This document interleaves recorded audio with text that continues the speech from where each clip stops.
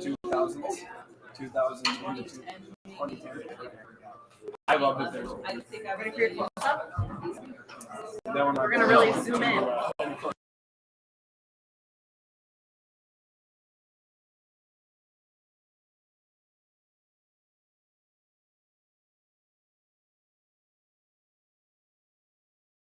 And there are honey buns back there, or some really good cookies, so make sure you fill up. So yeah, so we're gonna do the first one. Yeah.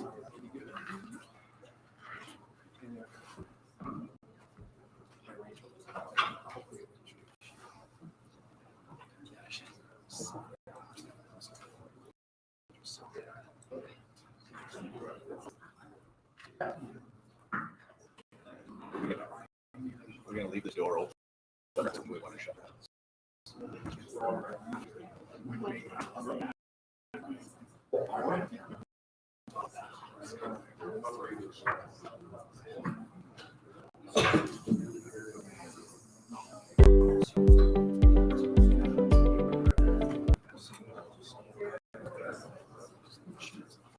All right, a couple more folks getting a cup of coffee, and then we'll get going. Before I get started, I would just like to thank everybody for coming to our first ever State of the Parks event. So I thank you for coming out on a wintry night. It actually turned out to be a pretty nice night and had some nice snowfall without the wind, as I was talking to some of the individuals earlier. So again, I appreciate you coming out. And before we get going, I would just like to introduce a couple of our commissioners that were able to make it tonight. We have Commissioner Vicki Dawson, she's got her hand up over there. Commissioner Joe Deutsch.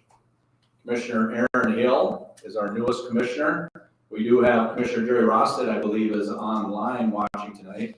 And then we also have our current president of the Fargo Park District, Don Morgan. She was unable to attend. She had a planning commission meeting that ran long. So we appreciate everything the commissioners do for the Park District. They're the ones that,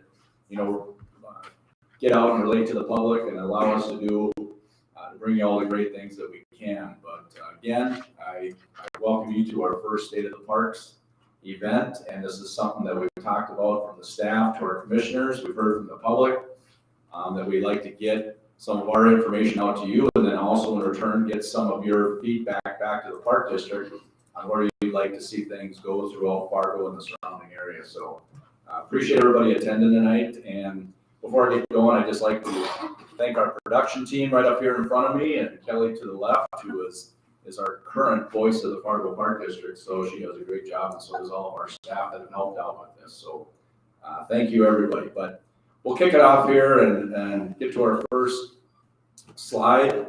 And sorry, I'm getting old, so I'm gonna have to use some cheaters here. But at a glance, the Fargo Park District, we've got about 2,400 acres of property throughout Fargo. And that includes 124 miles of trails. We were talking a little bit earlier about this. That includes trails that are off the roadway along drains and power lines, and also includes trails through our parks and then along city arterials and collectors. So we work very well with the city to maintain those trails, and are great commuting devices through the city of Fargo. We've got about 125 full-time staff throughout the Park District and also with Valley Senior Services. And over the course of the year, we have about 1,100 part-time staff. So it's a pretty big operation we have at the Park District. We put on over 30 special events and over 1,000 programs in a 12-month year. We have 5 outdoor pools, 3 indoor ice arenas, and 5 public golf courses. So as we get through the presentation today, we'll talk about some additional sheets of ice at a big project we have going on. The Fargo Park District is, I kind of like to call it as our parent company. We've got our Fargo Parks logo, but we also have some sub-entities through the Park District, and Courts Plus is our first one. Courts Plus is our community fitness center down on South Washington, and it offers a family-friendly fitness center with indoor playground, child watch, birthday party, packages, and youth programs. They're open 7 days a week. We have 8 certified tennis and pickleball pros, 9 trainers. That includes, therapy, if you're recovering from an accident or just strength training. And we also have 19 courts throughout the complex, 7 tennis, 2 basketball, 4 racquetball, and 6 pickleball courts. And as everybody knows, pickleball has taken off. The Fargo Park District Foundation, we just stood this up recently. It's been in existence for about 6 years, but we've really kind of taken it to the next level just over this last year with a hire of our first full-time executive director. And I just, real quick, I'll introduce Craig Beer. You can raise his hand there. He's our newest executive director for the Fargo Park District Foundation. Their mission is to enhance the quality of life in the metro area through the development of modernized facilities, new programs, and by offering great opportunities for all in the community. Their purpose, pursue unique fundraising opportunities and increase private sector support to further the development, growth, and excellence of the Fargo Park District in providing modernized facilities and quality recreational services. So they've done a great job in supporting the Park District. Senior Services. Valley Senior Services have been providing services to seniors for the last 50 years. Our services help thousands of seniors each year stay in their homes. They deliver daily hot meals through Meals on Wheels. And if you ever want to volunteer, just contact Valley Senior Services and they'd be more than happy. Finding a sense of community with new friendships in local senior centers, transportation services connecting seniors with supportive resources, and much more. And I'd just like to recognize Brian Arrett here. He is our current Valley Senior Services Director for about another 25 days, and he's going to be retiring at the end of the year. So I appreciate all Brian's years of service. So thank you, Brian.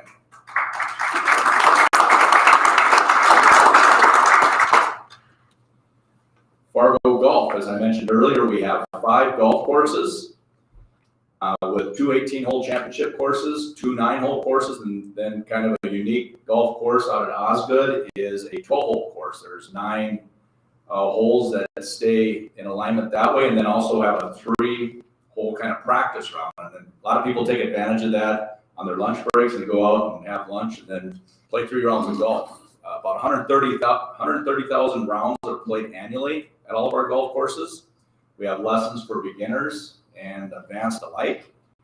And we also have leagues for any type of golfer. So if you're interested or you know somebody that's interested, feel free to get a hold of a golf professionals and they will get you signed up for a league. We have a variety of affordable season prices and options. So whether you're youth, through adult, through the seasoned citizen, we have passes for everybody. Bless you. We host community and charitable golf events all season long. So our 5 golf courses have done great. They've been a great source of recreational opportunity, especially these last 2 years with COVID. I think golf's kind of had a resurgence. Broadway Square, one of our newest attractions at the Park District, is downtown in the heart of Fargo. We just 2 weeks ago had an awesome tree lighting event down there, and I'm not sure about the exact numbers, but I believe last year we had about 1,800 people down there, and I would assume it was 1,800, if not more, this year. So it's a great place in the summer and winter alike. There's an outdoor skating rink. But Broadway Square is a comfy half-acre of community gathering space for the public, located in the corner of Broadway and 2nd Avenue North in the heart of downtown Fargo. The square is managed by the Fargo Park District in a manner that fosters vibrant community space. I know we had several 100,000 of unique visitors. We've got 300 rental events and days of activities planned each year. And as I mentioned before, right now we do have our outdoor skating rink lined up. We've got Christmas music going on through the end of the year. So if you haven't had a chance to get down there and enjoy it, please stop downtown Fargo. It's a great place for the urban sector.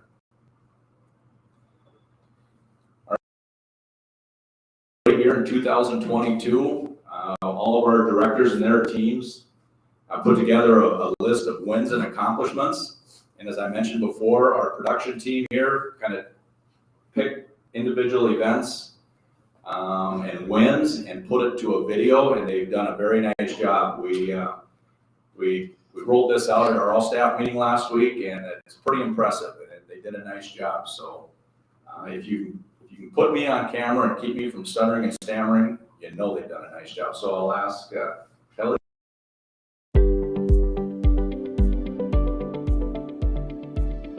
Since 1910, the Fargo Park District has been dedicated to providing quality recreational and leisure services at an affordable price to improve the quality of life for all residents of Fargo and surrounding areas. The Park District works tirelessly throughout the community to ensure that parks and facilities are ready to serve the public, and that includes working with others. The Fargo Park District is one of the largest park districts in the upper Midwest, and I think other smaller park districts and smaller park departments look to us to be a leader in our industry, and we want them to come to us and say, how did you do that, and can you help us out? We have a great working relationship with the Fargo Public Schools. We work with them as they look for new elementary schools, middle schools, and high schools, and they come and meet with us and see how we can share facilities. It always works well with the school district because the times that the kids are out of school are the times that we're going to be utilizing those parks, and especially in the summer months when the school districts aren't using those facilities and the park district can use those facilities. So it's a great collaborative effort between the school district and the park district, and I think we're a model throughout North Dakota of how well we work with the city of Fargo and the Fargo Public Schools. The impact of the Fargo Park District goes far beyond green grass. We offer programs and over 100 special events to take part in and enjoy every year, serving thousands in our community and beyond. The renaming of the Southwest Youth Arena to Cornerstone Bank Arena was kind of our first dive into finding corporate sponsorships to help partner with us in renaming of facilities and allow our funds to go further. And I think this is going to lead the way to more sponsorship opportunities throughout the park district. Just over the last couple of years, the explosion in pickleball has taken off. Just over the last 3 years, we initially started with 6 pickleball courts at Brunsdale Park, and then we added 4 more courts at Valley View Park and Longfellow Park, and just this year we added an additional 3 courts to Brunsdale. Currently we have 17 outdoor pickleball courts, and we're going to add 6 more additional indoor courts that'll be dedicated to pickleball. So it's a great opportunity for us, and I think we've made some pretty good strides in providing pickleball for the public. With over 2,200 acres of land, the Fargo Park District takes pride in planting and maintaining the beautiful green spaces and facilities in our wonderful city. This includes numerous parks, trails, complexes, golf courses, and the campground along the Red River. 2022 of the past year, we've received several grants to help us extend our funds. We also received a grant to plant more natural prairie and wildflowers along several of our parks to try to bring in the prairie into the city of Fargo. And all these grants help to allow us to do more trails and more projects. Our staff has done a great job this year securing grants and helping extend our funds. The most exciting thing in 2022 for the Fargo Park District was our groundbreaking for phase 1 of the Fargo Park Sports Complex. It was a great event. We had a lot of people out there. It was a beautiful day, and it kicked off a big leap forward in providing facilities for the citizens of Fargo and surrounding area. The Fargo Park District's vision is to create a destination facility with indoor space for over 20,000 local kids and 20 local community organizations to use regularly is starting to become a reality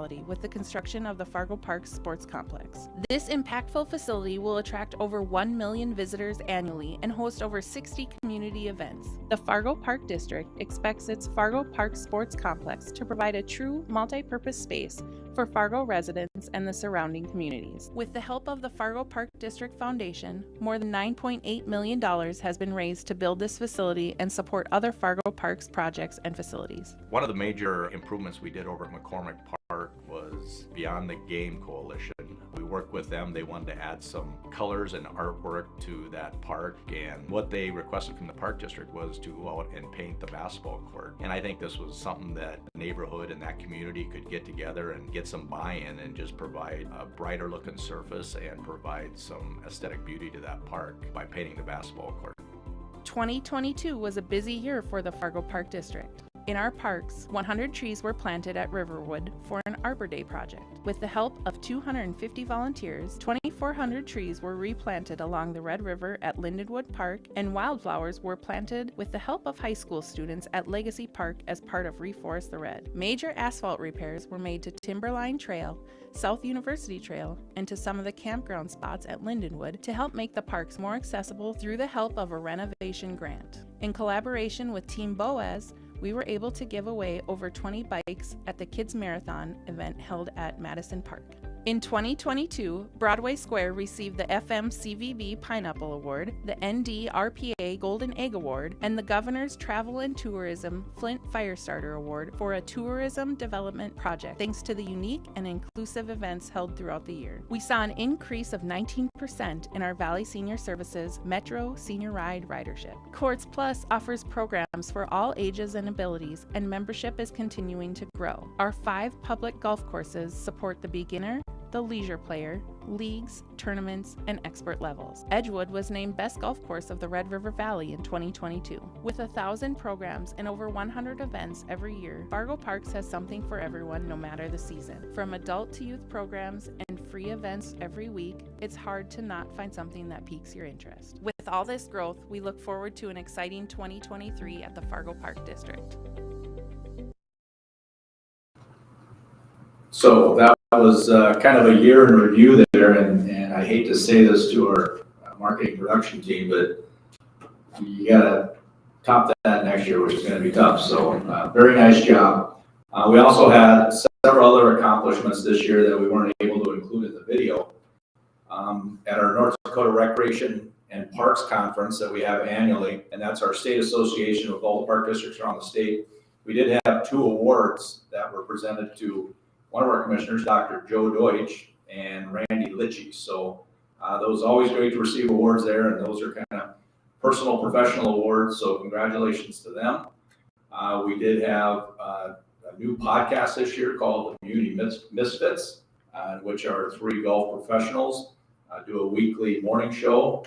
And sometimes they're pretty funny. So if you have a chance to listen to that, I'm guessing you go in and find the links to those. In our park maintenance department, we have a new service request system, which helps communicate with the public. So if the public sees anything, broken glass, broken benches, down trees, you can get online and report that. It just helps us instead of calling in, it gets that information right to our maintenance department. So another accomplishment, we had North Dakota Department of Energy grants for various lighting upgrades at various facilities. I know Courts Plus was included in that. We also did one out at Cornerstone Bank. So we're always looking for grants. We're always looking to extend, those funds for our budget. And then this year in our business office, our financial department, it's always great to have an unmodified audit opinion. So that's always good in the financial world. And then just latest, we just found out just a week and a half ago that our North Softball Complex won the National 2022 USA Softball Complex of the Year. I didn't even know our team was applying for this. They kept it a secret, but I found out at the annual CBB Sports Summit a week and a half ago, and it was a great pleasure. It made myself and all of our Park District team proud. They do a great job.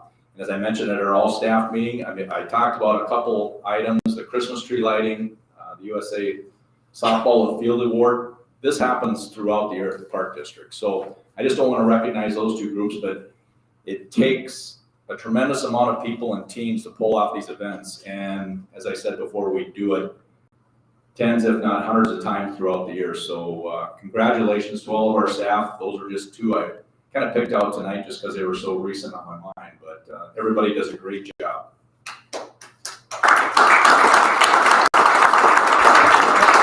Very well deserved. So let's start talking about a couple of our projects. We're going to start out with the Fargo Park Sports Complex, and this is something that was mentioned in the video, and we had our groundbreaking this May, which was a great event. When you get out in Southwest Fargo, it's not too often you get a beautiful blue sky day with no wind, but it was a beautiful day. So the next slide up here, and I'll use my pointer. I'll try to help. Whoops, stepped on a cord. But right now, this is our Fargo Park Sports Complex. This is located at 64th Avenue South and I-29. If anybody's been heading out of Fargo to the south, you'll see the new 64th Avenue overpass, and we're just to the west of that. We've got a big sign that kind of shows that 3D rendering as you walk into the complex. But about a year ago, we approved what we call phase 1, and eventually these are going to be just turned into the project. But here's phase one. This is currently, they're erecting the pre-engineered metal building for the turf area, which is a full-size major league indoor soccer field. And while you see a lot of indoor football fields around the country, there's probably a handful of indoor soccer fields. You know, NDSU is just completing their indoor practice facility, and that is a football field size. While the roof is taller, I think we got them beat on total square footage in there, which what that allows us to do is break that into quadrants and allow more of the younger kids to get in there and participate in anything you can do on outdoor turf you can do in here. And that's lacrosse, that's football, that's soccer, that's baseball. A lot of great things going on there. We do have 4 basketball hard surface courts, basketball courts, volleyball courts. We have our first level office space here with a community room that will also serve as our boardroom. Our partner, Sanford, will have their power center here on the first floor, and then on the second floor, we'll have Fargo Park District offices. And as this building goes up, we will have a 400-meter indoor walking track, which means it only takes 4 times to go around that track to get to a mile. Currently, down at Course Plus, I believe it's about 13 laps to equal a mile down there. So if you come out here and you want to go walking, which is going to be free to the public, you won't get dizzy. And you'll also get to see a lot of activity going on out there. So what we're currently working on right now, and we approved in our 2023 budget, is what we're calling phase 2, but it's all part of the Fargo Park Sports Complex. There are 2 sheets of ice that will be going up in here. And we've partnered with a couple local user groups, Angel Hockey and Fargo Youth Hockey. So they're helping fund the 2 sheets of ice. We've also have an additional 4 basketball courts here, and that was a big win for us because, you know, we can still hold tournaments on 4 courts, but when you have 8 courts, that just makes it a destination site. And those 8 full-size courts can be broken down into 16 youth courts, when we cross courts. We've got 2 additional community rooms here, which if you've been into the event space at a hotel, you can divide that into one big space, or with some curtains, you can, or panels, you can break that up into 3 spaces. Right here, we have an indoor playground. And I think one thing our partner over in West Fargo had is they worked on the Rustad Center. Their indoor playground was a big success. Now, we currently have one down at Courts Plus, which is a stacked indoor playground, which does very well. This indoor playground will be probably more of a typical outdoor playground inside. One of our partners we're looking at partnering with had talked to us about there's not enough indoor space for kids in the wintertime. You know, this is great for the kids that are in sports, but we need more, you know, just playground type space. And we think this is going to help out tremendously. As mentioned earlier, we've got 17 new outdoor pickleball courts in town. This will house 6 indoor pickleball courts. And we do have pickleball courts down at Courts Plus currently, but they are kind of a dual purpose pickleball and tennis. These will be dedicated pickleball courts, so hopefully that'll help the pressure down at Courts Plus. And while pickleball is exploding around the country, so is tennis. Tennis has really taken off. I think that along with golf, you know, people just want to get out and exercise. So that basically covers phase 2. Just an FYI for the total build out of this complex, we can add another indoor turf facility up here. We can add another ice sheet right here, and then coming off this east side, we can add 4 more basketball courts. So we've got a lot of room to expand out there, and it's going to be a great facility. It's going to be an economic generator for Fargo and the surrounding area. It's going to allow teams to come in here and participate in tournaments, but it's also going to save families, you know, from making maybe 1 or 2 trips to the cities or to Sioux Falls. So it kind of helps everybody going around. We also have about 100 acres out here on the entire site. We've got another about 30 acres on the left side of 38th Avenue, and then another probably 15 or 20 acres on the north side here that, you know, eventually will work into an outdoor, some outdoor facilities. It could be parks, it could be amphitheaters, could be pavilions. We still haven't got to that point yet, but you know, it's going to be a great space down there. Right now, as I mentioned, the 64th Avenue overpass is currently open. And 2025, they'll be adding the on-ramps and off-ramps to that. So while it is far south in Fargo, we were kidding around a little bit earlier, you can get to pretty much anywhere in Fargo-Moorhead in about 20 minutes. So it's going to have great access down south. And then we'll also have recreational trail access to the west. If anybody's paying attention to the city of Fargo with their 80-acre retention lake out there. So there's going to be some great space, great trails, and a great indoor facility down there. Timeline for this project, as I mentioned earlier, we broke ground on May 5th. This summer, they started the steel work and the pre-engineered metal building. Over the winter of 22-23, our Fargo Park staff will be looking at hiring a Fargo Park Sports Complex director or general manager, and we want to get that individual on before, a year before we actually open this building, so they can start programming the space and reaching out to, different youth groups and make sure we program it to the fullest extent. Now, while I mentioned, this is going to be an indoor, sports venue, it's also going to be, a youth sports sampler. We're going to have blow-up games in here. We're going to have arts and craft. We're going to have community rooms. There's going to be different things that are open to the public, a walking track, as we mentioned.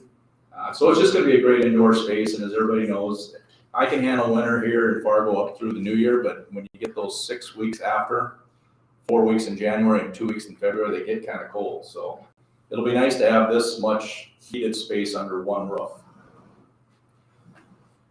The spring coming up this year, they'll have the building on phase 1 completely enclosed. So they'll start working at building out the interior.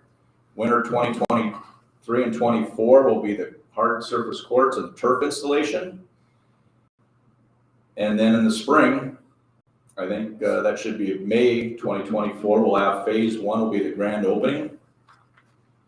And then phase 2 will be in the fall of 24. We'll have the 2 sheets of ice open. So it's going to be it's not too often you can start phase 2 before phase 1's completed. But as I mentioned earlier, our commissioners allow us to do this, and they did a great job of reaching out to the public and providing the funding necessary. So that's a great project we have to look forward to. And we'll give you, we asked our construction manager, they do have cameras out there taking pictures I believe it's every 10 minutes or 20 minutes. We do have a time-lapse video to run through here, and you can kind of see how things have panned out from May until today. So I'll ask Kelly if you can start that video.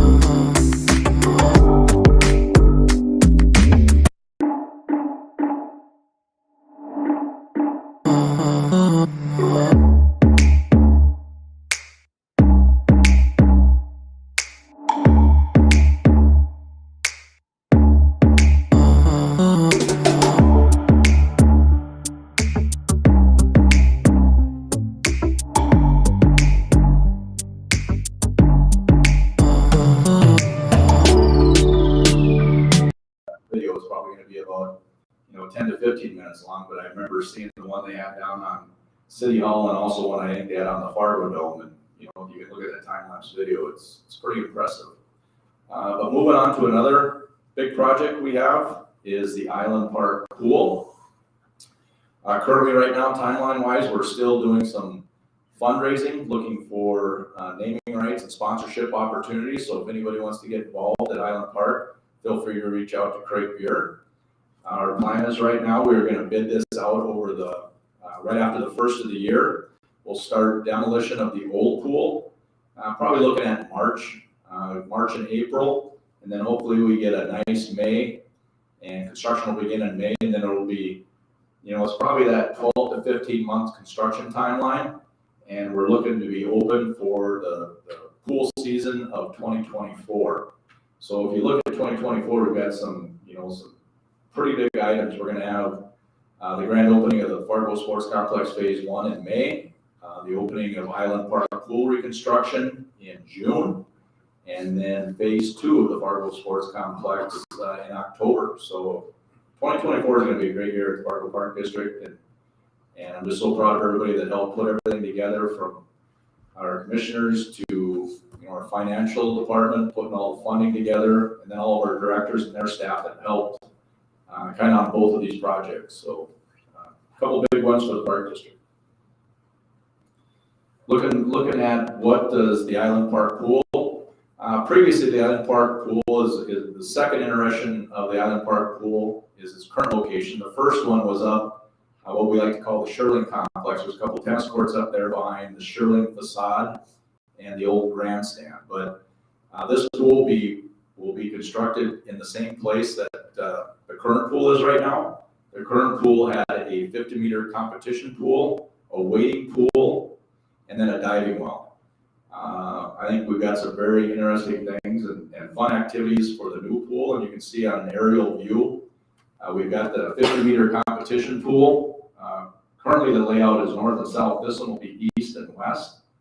This old arena facade here, we're hoping we can get in a second deck on that and use that as a rental space and an observation platform for competitions. On the west end of this pool, it'll be 13 feet deep, and we'll have what we currently have with 2 1-meter boards, and then 2 3-meter boards. Those are the high boards. And a neat thing we put in here for more activity is a 5-meter platform. So that's going to give the youth a little more of a thrill of kind of cliff jumping, and which will be really cool. You can kind of see the lighter area here is a shallow area that will have some in-pool volleyball structures and different things going on that kids could play in the shallow area. And then again, it gets deep again on this side for the starting blocks, 2 meters deep.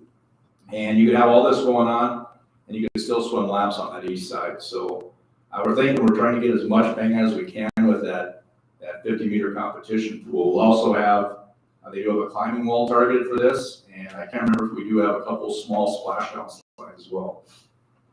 Looking to the south, we've got a zero entry pool here. This kind of takes the place of that wading pool, or what's been called the passive baby pool. We have this at several other pools where you can just wade in from zero depth and there's a connection. This is going to be a lazy river, which will be the first, I believe, outdoor lazy. Well, there's one in Mandan, so this will be the second in the state. And then we do have a slide tower right here. And this, I guarantee, will be the first. It's called what's called a fly time slide, which actually will launch you into the air into the deep end down here. And we'll see a better look at this in some of the 3D renderings. But then we'll also have a tube slide, which we currently don't have in the Park District, that you'll be able to use as a tube or as a body slide. So we're trying to incorporate as much recreational activity as we can. And I think that's going to give something for everybody that has that toddler up to a teenager. They can bring the Island Park pool and enjoy a day in the hot sun. So one thing we're going to do is we're going to remodel the current bathhouse. This bathhouse was constructed of poured concrete walls and then double T precast roof structure. So it's built to last, and we kind of looked at that and we figured there was some cost savings there. So we'll basically gut the inside of that and reconstruct it to fit our needs. We'll also have some exterior month restrooms here that we'll be able to use for the park. And one thing we tried to work into this project was kind of a 12-month all-season multi-purpose room. It just didn't really fit in with, it would have fit in better if we would have constructed a new bathhouse, but using the existing one, it just didn't quite fit in. But we do have it targeted here for expansion as part of the Island Park master plan. where, maybe we could have some type of a community room or warming house in the wintertime for cross-country skiers. We will have a concession stand down here and then some additional lawn space for, people just to lay out. We've got some seating over here with some landscaping that you'll be able to watch the competition pools, and then plenty of shade for people that want to get out of the sun. So that's kind of a brief description of the pool, and now we'll look at a couple renderings that kind of show you what it looks like. This one is looking from the southeast to the northwest, and you can see right here where that fly time slide kind of launches you into the air, and then just a layout of a little play structure there for the kids, a connection to the lazy river, and then the lazy river will flow this way. The tube slide will dump into a splashdown pit right about here, and then you'll be able to exit into the lazy river. This is from the northeast looking to the southwest, and this gives you a really good picture of that fly time slide right here. It'll be I believe it's 30 feet, and then it has a 6-foot kind of jump on the end. So if you want to get some good videos down there, or you want to challenge your kids to going off, then feel free. It'll be a pretty neat recreational item for the pool. You can see on the east side where we'll have the public restrooms here, and then as part of Island Park master plan, we have this area over here. You can see on the wall, planned as an outdoor plaza space. And here you can get a good look. I think my pointer's about ready to die, but you can see that old arena facade where you have that elevated deck that you can look down into the competition pool. So I guess I'll throw that away. What's that?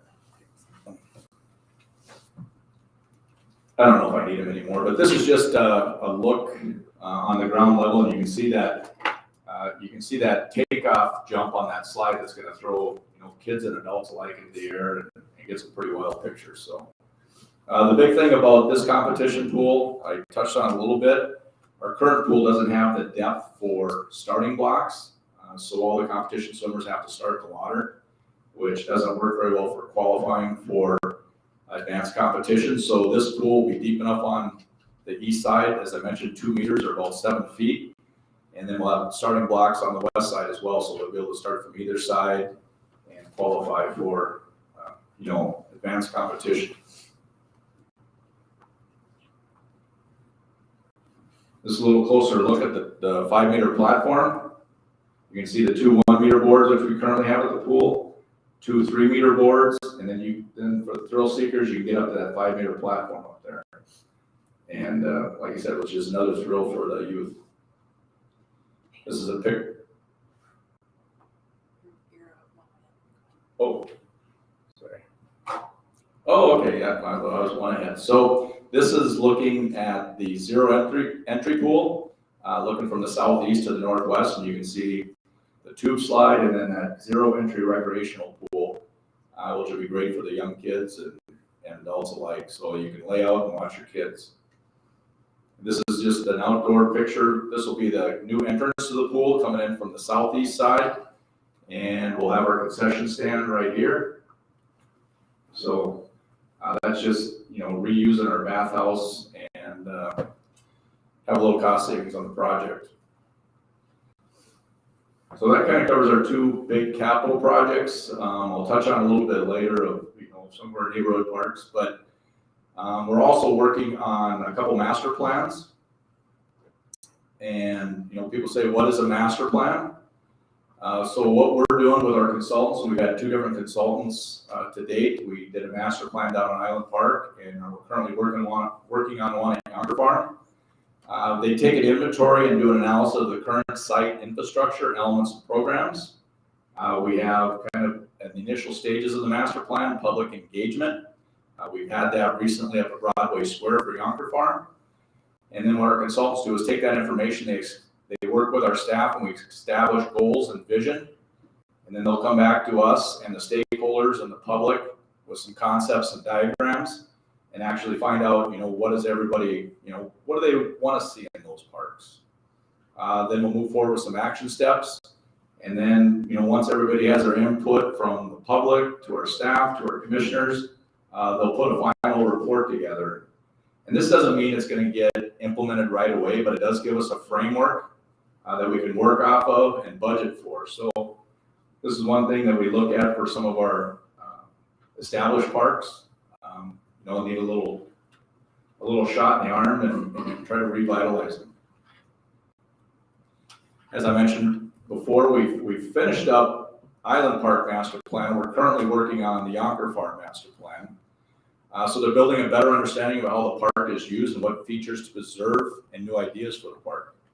The final master plan will provide a summary of ideas, priorities, and opportunities for the Fargo Park District to make improvements for the next 20 years and beyond. That's something I mentioned about it. Provides us with a framework. We don't necessarily have to follow that exactly to a T, but at least it says this is where we want to get to. So the next step in the Island Park Master Plan, I touched on it a little bit earlier. And I'll just touch on a couple key things right here. Right over here is the old FMCT facility, which has been recently demoed due to damage from snow load several years ago. This is the Sherling Complex. Down here in the corner is the Island Park Pool. We've identified, tennis courts here and here, what to do with them in the future. And then I mentioned this plaza space on the bottom of the hill on Broadway, coming in from the north. So, as I mentioned, the Fargo Memorial Community Theater has been demoed just over the last 3 weeks, and they're currently putting that back to what the grade was before the building was there. And I believe they're working with the city of Fargo to create a new indoor space. And then we're going to work with them if they want to create an outdoor amphitheater in the park. We haven't heard a final yet if they want to do that. So we'll work with them. The master planning project worked with local college students to generate project ideas. And one of them was a blue-green space in the southeast part of the park, which is up here by Prairie St. John's. And that's one thing we worked with the students, and we also worked with the Kiwanis, working on a plan for that. And then, as mentioned, that's kind of a framework of where we want to go with the master plan. We did this in parallel with the pool project, and we wanted to confirm that where we located the pool is the right spot. We had 3 different locations in the park, and going with public feedback, staff recommendations, and board recommendations, we just felt that northwest corner was the right place for the pool. Regarding the Yonker Farm master plan, the one we're currently working on, and just a little history on Yonker Farm. So this was some property that we traded. We own the park, but we traded some covenants rights with the National Park Service on the 55 acres. So anything we do up at Yonker Farm, we've got to be aware, and we've got to make sure the National Park Service agrees with that. We got open space and trails, and right now we do have some community gardens up there. Along North University, we've got a lot of open space. We've got the current dog park right here. We have down here is Beyond Shelter, the old Yonker Farmhouse, which was the old Children's Museum. And then we've got the Northern Plains Botanical Garden Society, which has their gardens there. And if you haven't been in there, and you just driven by, you really can't get a feel for what it is until you actually get out and walk through it. It's pretty impressive.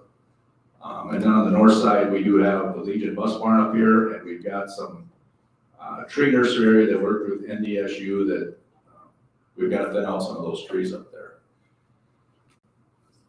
So that's the one we're currently working on. I believe we've got a slide here showing what is the current space being used for. As you can see, this 20 acres of open space. We've got about 2.5 acres of the dog park. 7.5 acres are forested tree canopy. The agricultural area is those community gardens I was talking about. And then about 2.5 acres of parking in that southwest corner. Our timeline to finish up our Yonker Farm master planning, we kicked it off in September with some community outreach to stakeholders.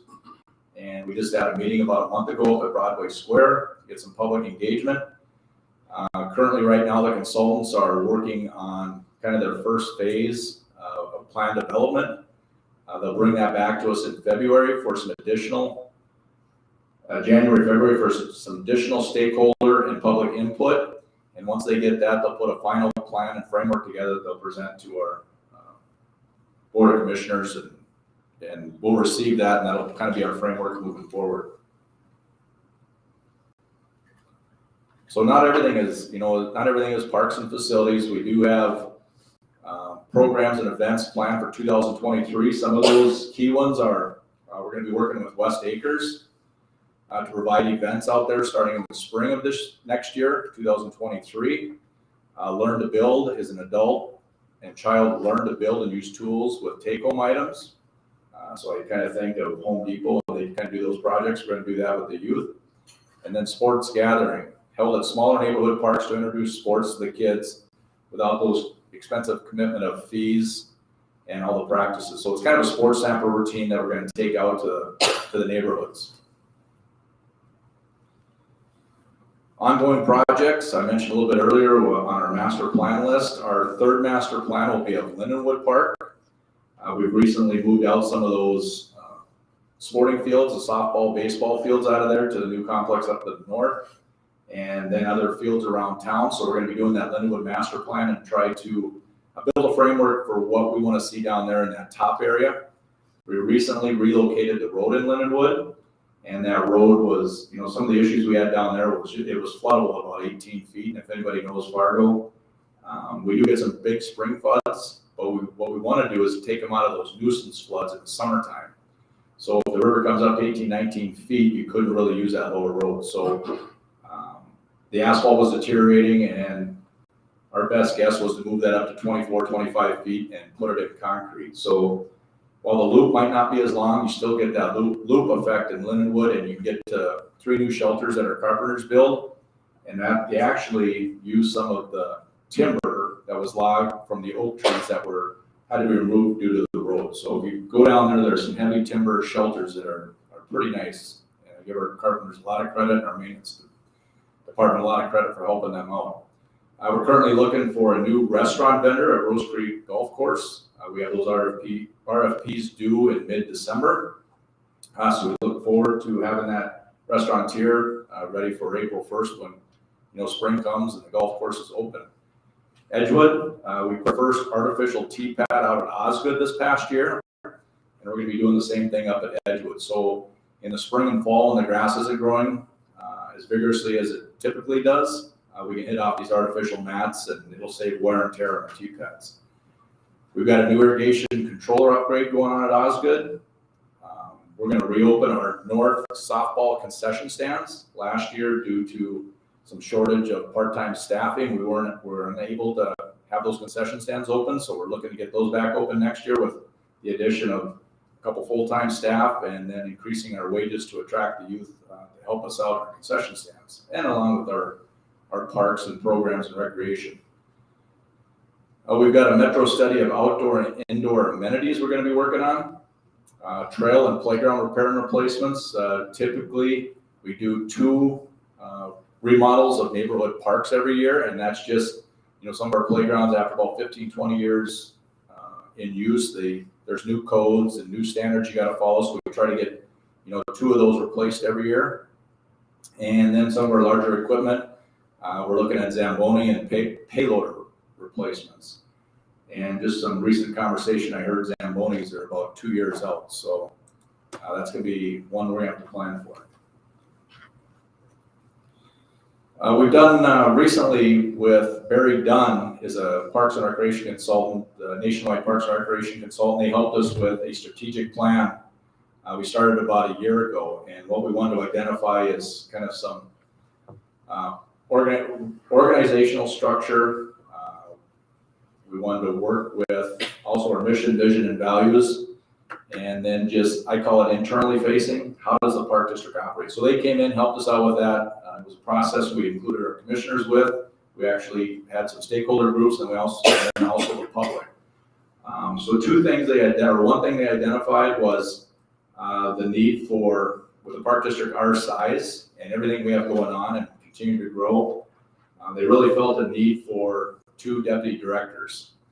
And what the deputy directors are kind of that second level, executive administration. And the way they kind of explained it to me was you have the drivers and you have the kind of the service division. So the drivers are recreation, parks, Courts Plus, potentially golf, and then this new Fargo Park Sports Complex. And the services side is your financial department, business office, HR, IT, Valley Senior Services, and then community relations. So those are the ones that help service, the operation side.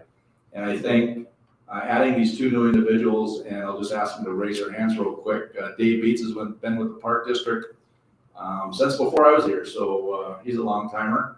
And then Susan Foss is recent to the Park District as of a week ago Monday. She comes from Bloomington, Minnesota, was she a deputy director down there. So, and everybody says, well, what do these deputy directors do? And I think they're going to help out our current directors level, and they're also going to help myself out along with the commissioners. And this is going to allow us to go from being reactionary to being, proactive and starting to plan. And what we've identified is, we need staffing help throughout the Park District, not just at the top. And this is going to help us get the right people in the right places, so we can provide better services to the, citizens of Fargo. And it's not just Fargo, because the entire metro community benefits from what the Park District has. So it's going to help everybody out. And I don't just want to highlight Dave and Susan. We also, Kevin Bowe is our recreation director. Carolyn Boutain is our community relations director. We have Tara Nielsen as our executive assistant. Jody Busick is our parks administrative assistant. And I don't want to leave anybody else out, but we have our marketing team here. We have Cassie, we have Tori, we have Kylie, and we have Kelly. And then Katie is in the back there. And, Brock. See, Brock hides back there. You're not getting a paycheck this week. I know. I always hate listing out people. I always miss. But Brock Leeds is our finance director. So hopefully I didn't miss anybody out there. And I was, what? Craig. Oh, I introduced Craig earlier as the foundation. So, but thank you. Yeah. So I always get trouble when I start listing people out. But since I started with Dave and Susan, I figured I needed to. So that kind of talks about, where we are up until this point, and I think kind of working through this reorganization, and it kind of started with the deputy directors. We're also doing some reorganization throughout the Park District. It's only going to make us more efficient, better able to meet the needs of the community, and really plan for the future. So at this point, I believe our kind of presentation is over. We did ask for some questions from the public, and a lot of them were sent in via email, and we did try to find some themes throughout those questions, and we're gonna do our best to answer those questions for you. We're not gonna have an open mic tonight, but we are gonna answer some questions that, and all the questions that we acquired, we found some themes. So we'll start that off. I believe Dave Beets is the first one. Yes, So- and thank you everyone who submitted a question. We will be available if there are other questions that people have afterwards, but these were like they said, the main themes.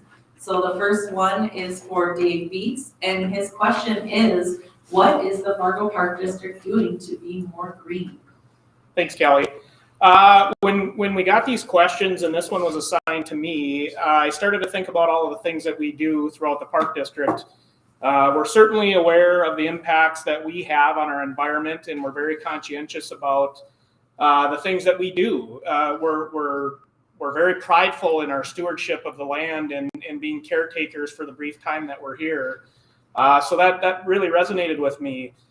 When I think about an answer to this question, I'm going to break it down into three segments. One, I'm going to talk about our lands. The second one, I'll talk about our facilities. And then the third one, I'll talk about our equipment. So first off, our property. One of the greatest things I think I've been a part of is a program that we started in conjunction with a great partnership of Audubon, Dakota. It's called the Urban Woods and Prairies Initiative.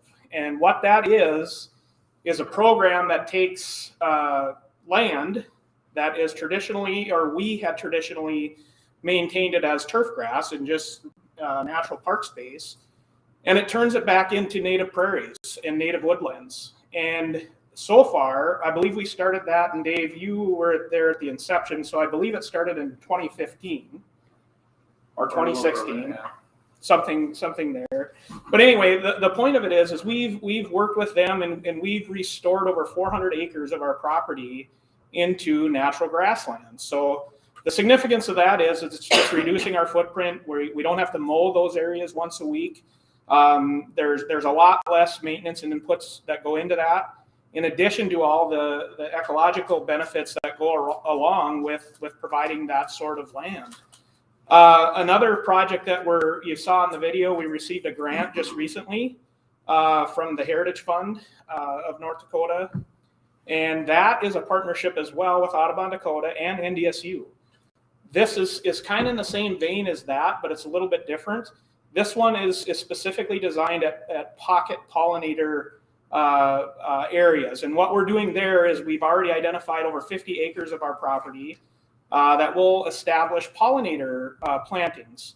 So again, it'll be a natural or a native grassland with pollinator plants. Those of us that pay attention to this, we understand the plight of pollinators in our current world. So we're very, very excited about that. That's a great opportunity that we're going to implement in 2023. So moving on from there, when I think about our facilities, Dave mentioned it again. We've received several grants over the course of the last couple of years to do lighting upgrades. You might think about, well, what is that? How is that green?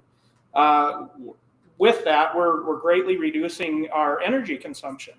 We're changing over fluorescent light bulbs. I don't know if these are fluorescent or not. I was going to say like in this room, but I don't know this facility as well as ours. Anyway, long story short, we're converting a lot of our facilities over to LED lighting. That comes with a decreased energy consumption, decreased cost, and our dollars go further. So we're very proud of that. Also in our facilities, we continue to offer recycling. So the water bottles that are here, we have a program where we recycle those in our larger facilities. Lastly, our equipment. This is an area that I deal a lot with in my previous role and will still have some influence into. We're constantly looking for areas to move away from gas-powered equipment and looking for ways that we can find electric options. So currently we have about 7 or 8 utility carts throughout our system that our staff uses that are all electric. In addition to that, our forestry department has switched over to entirely electric powered chainsaws, believe it or not. Our entire golf course rental fleet, or golf cart, rental fleet at Osgood Golf Course is also electric. We recently, in our 23 budget, have approved for an autonomous robot, electric again, to paint our athletic and sports fields. So those are the types of opportunities that we're constantly looking for. And, battery power is coming a long way, and it isn't quite to the point yet where it's, workable in some of our larger equipment. But we're always looking to leverage any of those types of advances in relation to how our footprint is on our community. Thank you. That was very interesting. I really appreciate it, Dave. Next up is Kevin Bowe. This was a pretty heavy-hitting question. So what are future programs you anticipate adding when the Fargo Park Sports Complex is complete? Well, great question. This is a programmer's dream because we have an opportunity to make the community much better and opportunities that will come with the adult and youth programs. Some of the things we've been working on internally: soccer, football, baseball, softball, hockey, volleyball, basketball, youth sports sampler, daycare programs, adaptive programs where our ice facilities potentially could be adaptive programs in sled hockey, cultural events, festivals, performances. Dave talked about the 6 pickleball courts, birthday parties, senior games, vendor shows, corporate events, and walking programs. There's endless opportunities for this facility, and we're all excited for the programming aspect of that.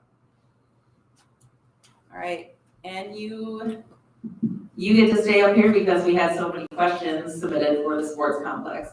How do organizations become involved in user agreements with existing facilities and/or the future Fargo Park Sports Complex? So we work with a lot of different user groups that rent our facilities, whether that's indoor facilities or outdoor facilities. You know, when this complex was first started, we met with around 20 different user groups to get their input, to gauge their interest in using this facility, as well as our other park district facilities. We'll engage those organizations again when the manager, Dave talked about the complex manager being hired in early 23. We'll engage those organizations and user groups as well to start formalizing a plan to put that business model together.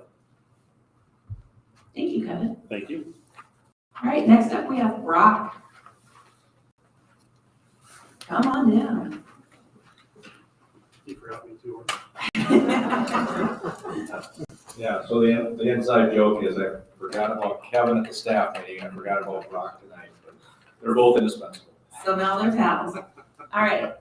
What are the top 3 funding priorities for the district in 2023? All right, thank you. Great question, and probably not surprising as Dave walked through all of the items that we're doing and trying to accomplish, things we've accomplished in 22 and focuses for 23. 2 of the main funding priorities are our capital projects, and we talked about them a little bit here, and I'll just give you a little bit of history as to what those capital projects look like financially. So the Fargo Park Sports Complex, as you think about phase 1 that is under construction right now, that project is at a cost of $77.6 million. And we've approved phase 2, which we'll be putting out to bid. We don't have a hard cost on that yet, but it's estimated to be $49 million. So that project, it will be our focus financially, funding priorities for 2023 and really beyond, is at a total cost of an estimated $126.6 million. And so clearly, the Fargo Park District is making a major investment into the future of Fargo, Fargo-Moorhead metro area, the region, and beyond. And that's really an opportunity to serve the region and the state. The second priority, funding priority for 2023 is another project that Dave talked about on the capital side is Island Park Pool. And it's the replacement and renovation of Island Park Pool and the work we're going to be doing there. That project has an estimated cost right now of $16.9 million, and is an opportunity for us to really revitalize that pool and move forward with a new amenity there. I believe that pool has served us for 44 years, and so it's really if you think about that investment and the life we get out of that, will be a primary focus. And I would say the next priority really for the district is in staffing. We have a $30 million general fund operating budget that really encompasses everything that we do, from deferred maintenance to staffing to programs that we offer throughout the district. But if we think about staffing, we have the same challenges that the entire region is having currently. We struggle to find our seasonal staff and to make sure that we're being competitive in that market. We've made an investment in our seasonal wages to try to attract and retain the best talent possible. We've also made an investment in our regular full-time employees and in making sure that we can retain those employees and really become hopefully an employer of choice that people want to come to because we're competitive in the market. The other piece of that staffing model and funding priorities, we've embedded about $730,000 in new positions throughout the Park District. And Dave talked about this with the reorganization, that we're really looking to get additional help throughout the Park District. And we've prided ourselves on continually achieving at a high level with a minimal amount of staffing. And we really recognize that there are pockets where we need additional staff, and are really focused on making an investment in 2023 in that staff. So I'd say those are the 3 primary funding priorities that are embedded in the 2023 general fund budget of the Park District. Thank you very much. Carolyn. Carolyn is a jack of all trades, but she gets to answer a golf question too. So, with the explosion of interest in golf, what is the district doing to keep up with the sport? Sorry, our battery's gone dead. Oh, I got one here. Back up. Thank you. All right. It takes a second. Okay. To keep up with the sport of golf, yes, after the pandemic, we have not returned to any pre-pandemic levels with golf. We continue to see growth there. And so we have 3 areas that we do a lot of work to be able to keep up with that. One is facilities, the second one is staffing and programming, and the other is communications. And so as David mentioned, we've added the artificial tee surface at Osgood. We are looking at adding another one at Edgewood in 2023. We are also investing in improvements to cart paths. This year at Rose Creek, we were able to make some improvements on hole number 5 cart path. And then in the fall at Osgood, we also made some improvements to the slopes around holes 6 and 8 because we were having some issues there that were going to affect our irrigation and our pump house. And in 2023 at Osgood, we are going to add the irrigation controller upgrades so that will, again, work better for the golfer. With all the use that we have people out there, that turf needs a little extra care. As far as staffing and programming, we're looking into adding some adaptive golf carts, a solo rider or something similar to that. We have one in the system right now. It is getting old. And then we're having discussions with a partner to be able to increase that fleet, not just with one, but in the future with a few more, and maybe even a set of 4 so that a whole group can go out together and have that exciting experience golfing. We have increase the opportunities for men and women to form teams also in the area of leagues. We continue to offer fun events like the glow-in-the-dark golf at night at El Zagel. And then for youth, we are working on a youth tour for ages 7 through 18 in 2023, and then expanding that into the youth recreation program in 2024. Again, trying to build the appreciation for golf from the 7-year-olds on up, and again, building that enjoyment for any lifetime sport, whether they stick with it for all the years of their life or they come and go and weave their way in and out of that sport. We're also adding assistant pro positions to help with that so that we can also expand other player development opportunities. And as Dave mentioned, we're communicating with our golfers in many ways. We did a survey this year and got a really great response. We've done that the last 3 years. It's been very helpful in finding out what golfers are looking for, what the needs are. The podcast was really exciting this year to add that streaming opportunity. If you haven't already, check it out on Facebook or YouTube. There are the previous communications that are out there, and then we have one coming up that'll be new for December, so check that out. We'll be talking about Christmas. We've had guests like Tom Hoagie and of course our course superintendents, which adds that educational value too. And so we encourage you to look in our spring summer brochure that'll be coming out in February with the information about golf courses, or continue to check us out at fargogolf.net. Woo! Thank you, Carolyn. All right, next up is Brian. Brian is retiring soon, but he's not getting off easy. So Brian, with COVID, what needs have you seen with Meals on Wheels in the senior community? Thanks, Kelly. That doesn't seem like that tough of a question, but maybe there's more to come. So, we experienced,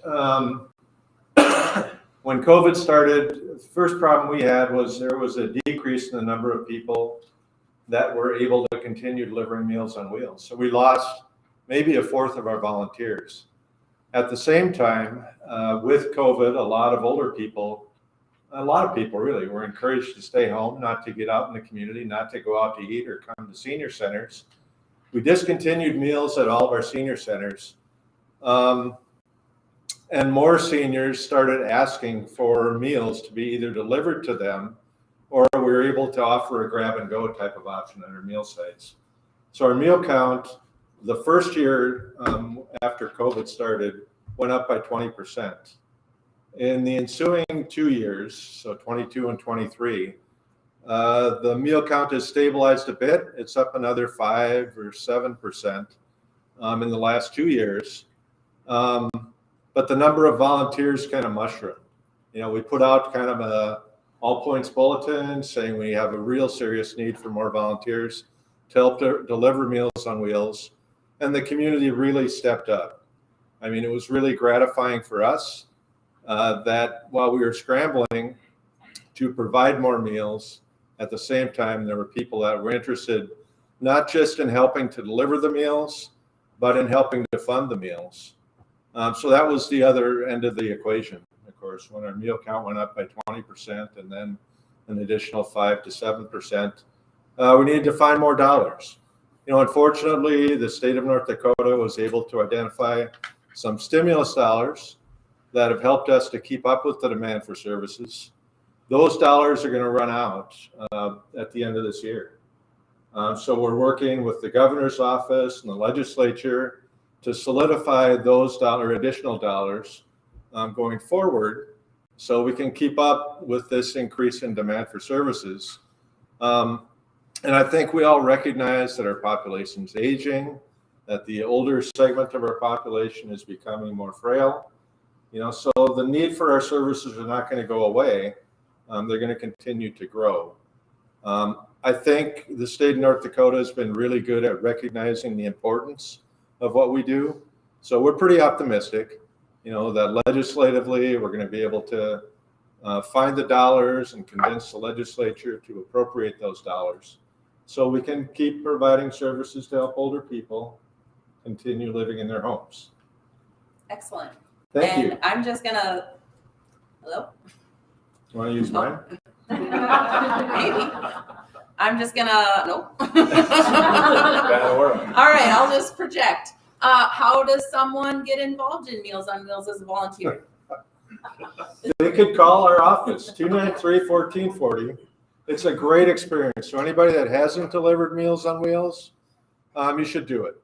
You know, when you bring a meal into somebody's home, you know you're doing something that helps them. You can tell by the way they react that you're doing something that's really important to them.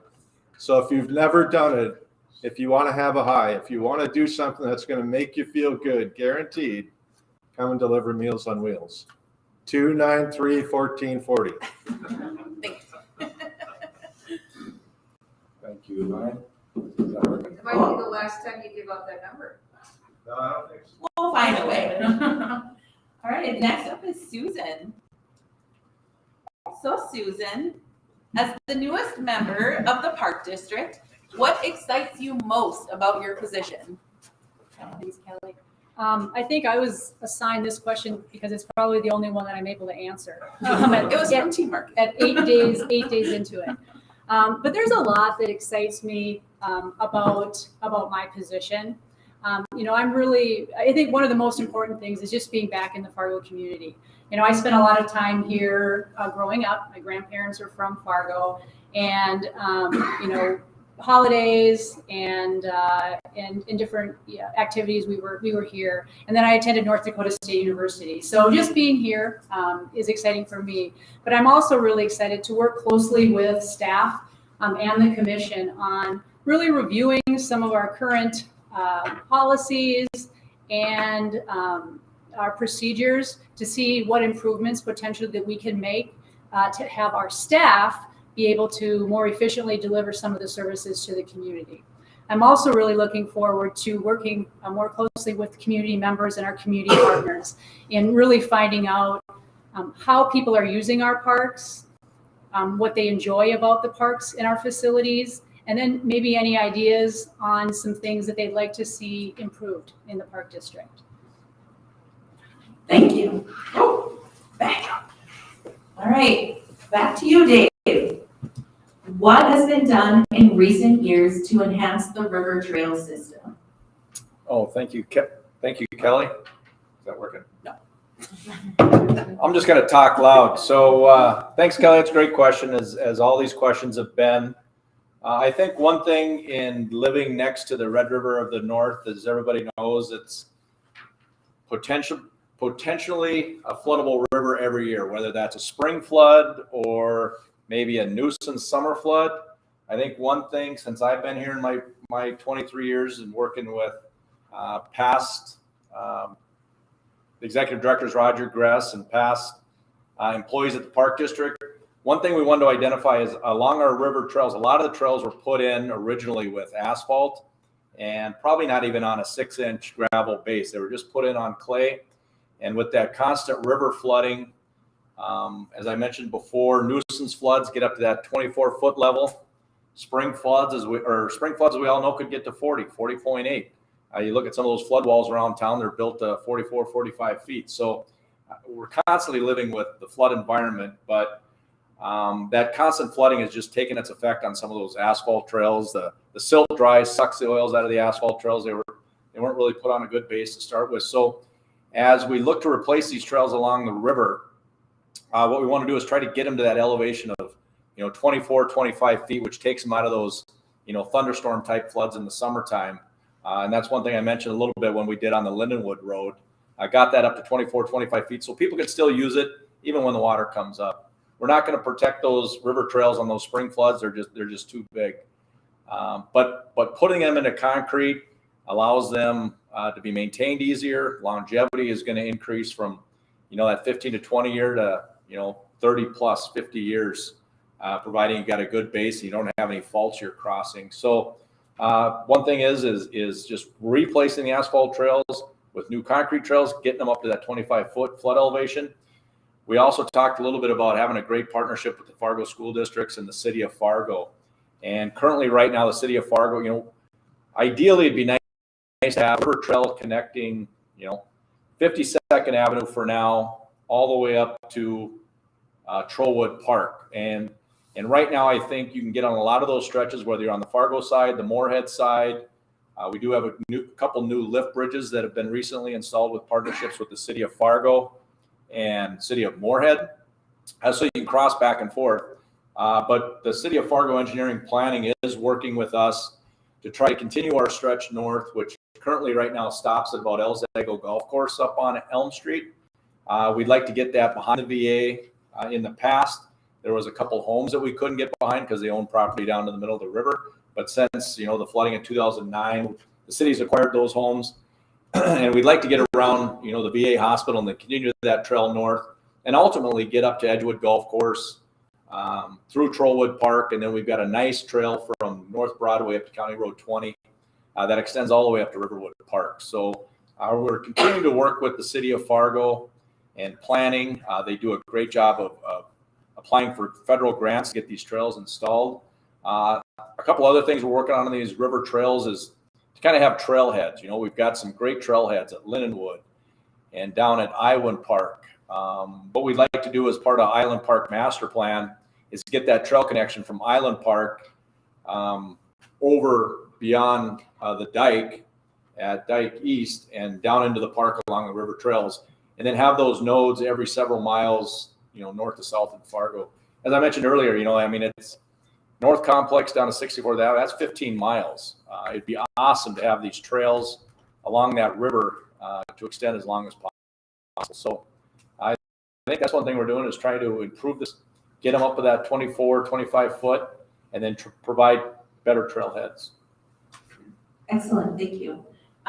We are moving on to our last question, but then I just wanted to remind everyone before, you have now seen all of our directors, so if you do have any other questions, feel free to touch base with them after. You can also view some of our boards that we have out here of what Island Park Pool will be looking like, if you wanted to just see those slides again, and then our master plan for Island Park, and then some of our renderings for the sports complex. But our last question is back to you again, Dave. How can the Fargo Park District balance new facility investments in new parts of the metro with reinvestment in existing facilities in other areas of Fargo? Thank you, Kelly. Before I answer this, I also want to say, all the staff are here to answer questions after. Feel free to grab any one of us. We also have our 3 commissioners here, and they love talking to the public. So feel free to grab them. They're also willing to answer questions, and they're great. As I said, they allow us to do everything we do, and so we appreciate that. And I just want to say thank you to all the employees here that have helped out pushing on. I'd also like to thank all the 125 full-time staff at the Park District and 1,100 part-time staff. It takes individuals, it takes teams, it takes groups of teams to put on a production like this, to put on everything we do at the Park District, from events to Meals on Wheels, just everything we do. And I'm not going to start on a list again because I'll obviously forget somebody. But thank you to everybody. I'm very proud to work at the Park District. I get the opportunity to work with all these individuals every day. And it's a great profession and a great career. I know the people of Fargo and the community appreciate everything we do, and it's just great to have good partners with like the school district and the city of Fargo. So now, all right, that's it for tonight. Well, no, you got to answer the last question, but we wanted to do a round of applause to all those people you talked to. There you go. Yeah, good job. So getting back to your last question. So how do you balance, all these new capital projects? And, we don't want to just say this is all we're doing at the Park District. It's just not about the Fargo Sports Complex. It's just not about, these shiny new pennies, the Island Park pool. It's about the entire Park District. And you got to be aware of that as employees and as board. You can't just go out chasing that shiny. You got to take care of what we have. We've got, well over 100 parks and facilities throughout town. This includes neighborhood parks, shops, indoor facilities, outdoor facilities, sports complexes. And while you build these shiny new pennies, you also got to take care of the ones that, as I mentioned earlier, need a shot in the arm. And I think we've talked about it from all the directors to myself. Some of the larger parks, community type parks, regional parks, that means master plans. And we're trying to find a balance between when do we need to hire a consultant, when can we do it in-house. And I think as we get our staff kind of built out, we might be able to take on some of these, the smaller master planning processes, because we do have the experts here. It's a matter of finding the time. And I think the one thing we have with these consultants on these 3 large master plans is they've kind of perfected getting that public feedback from the holders at Broadway Square and just looking at all the ideas people. I asked Bill Marhar, one of the consultants with Norris Design, is how do you take all that?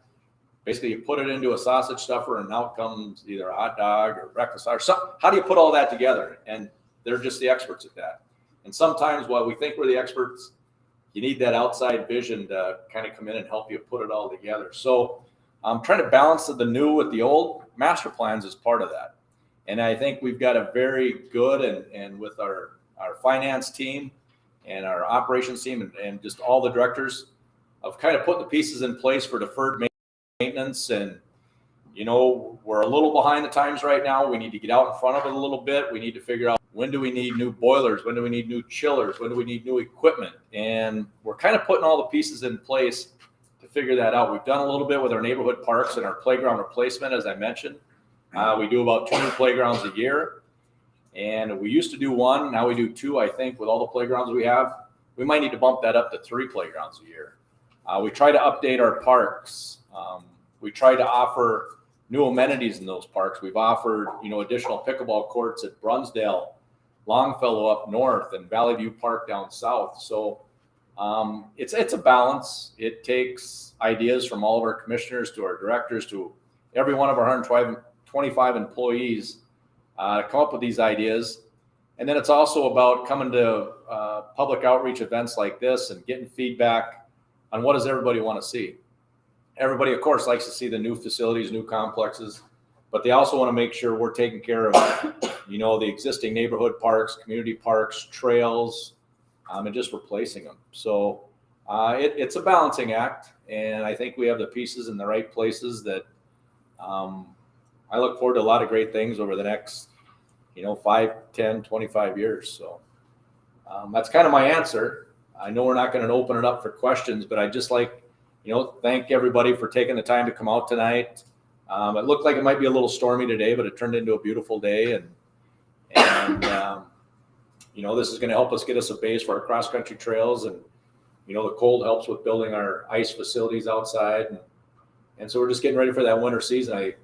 One thing I think is pretty cool, we showed the pond hockey down at Lindenwood Park. And I don't know if anybody's had a chance to take that and go down there sometime in January and get that going. It's a pretty cool event. And that's one thing we're looking at, on the Lindenwood side for the master plan is maybe an outdoor, kind of a key outdoor recreational venue in Fargo, whether it's cross-country skiing, pond hockey, skate skiing, just different events down there. It's pretty exciting. So with that, I'll end it. I thank all of our commissioners. I thank our staff. I thank everybody that helped